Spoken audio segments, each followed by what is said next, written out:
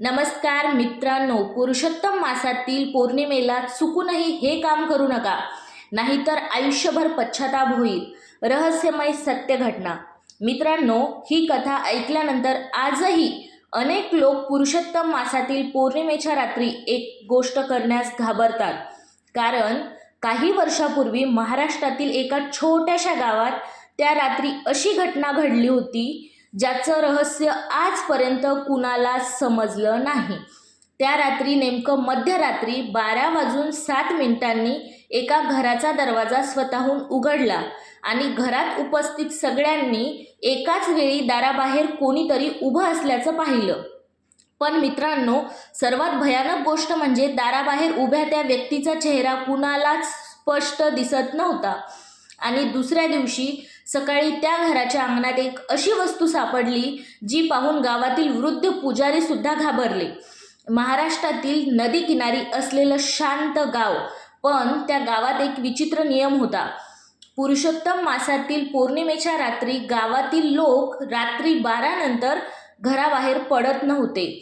कारण असं म्हणायचे, त्या रात्री गावात अदृश्य शक्ती फिरते. विनायकचं कुटुंब मात्र या गोष्टीवर विश्वास ठेवत नव्हतं. त्याची आई सोडली तर ती नेहमी म्हणायची त्या रात्री कुणाचाही अपमान करू नये. पण विनायक हसायचा.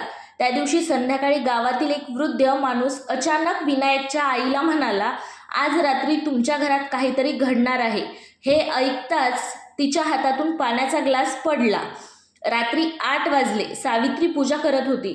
तेवढ्यात तुळशीपाशीचा दिवा अचानक विझला. पण खिडक्या बंद होत्या, वारा नव्हता. ती दिवा पुन्हा लावायला गेली आणि तेवढ्यात तिच्या कानाजवळ कोणीतरी हळू आवाजात म्हणालं, दार उघडू नका. ती घाबरून मागे वळाली, पण तिथे कुणीच नव्हतं. तेवढ्यात बाहेर कुत्रे जोरात रडायला लागले आणि घराच्या मागच्या खोलीतून काहीतरी पडल्याचा आवाज आला. धाडकन विनायक धावत गेला, पण खोलीत कोणीच नव्हतं. फक्त जमिनीवर पडलेलं एक मोरपीस. रात्री 9:30 दारावर टकटक झाली. टक टक टक. सावित्रीने दार उघडलं आणि बाहेर उभा होता एक वृद्ध साधू. त्याचा चेहरा अर्धा सावलीत होता आणि विचित्र गोष्ट म्हणजे त्याच्या मागे जमिनीवर सावलीच नव्हती. तो हळू आवाजात म्हणाला, आजची रात्र शांत नाही. त्याने पाणी मागितलं. सावित्री आत गेली, पण विनायक संतापला. जा इथून. तो साधू शांतपणे हसू लागला आणि म्हणाला, मध्यरात्रीनंतर जे ऐकू येईल त्याकडे दुर्लक्ष करू नका. हे बोलून तो निघून गेला. पण मित्रांनो, सर्वात विचित्र गोष्ट अजून बाकी होती. कारण तो साधू निघून गेल्यानंतर दाराबाहेर पावलांचे आवाजच आले नाही. रात्री 11 वाजले.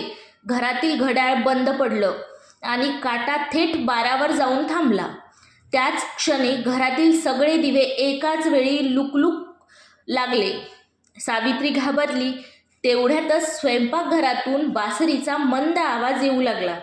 विनायक रागात तिकडे गेला, पण तिथे कोणीच नव्हतं. अचानक त्याच्या पाठीमागे कोणीतरी चालत असल्याचा आवाज आला. टकटक टकटक टकटक. तो मागे वळाला, पण तिथे कोणीच नव्हतं. फक्त भिंतीवर ओल्या पावलांचे ठसे दिसत होते. रात्री 12:07 अचानक मुख्य दरवाजा स्वतःहून उघडला. धाडकन. सगळे घाबरले. दाराबाहेर कोणीतरी उभं होतं. पांढरे कपडे, हातात काठी, पण चेहरा दिसत नव्हता. विनायक हळूहळू पुढे गेला आणि तेवढ्यात ती आकृती गायब झाली.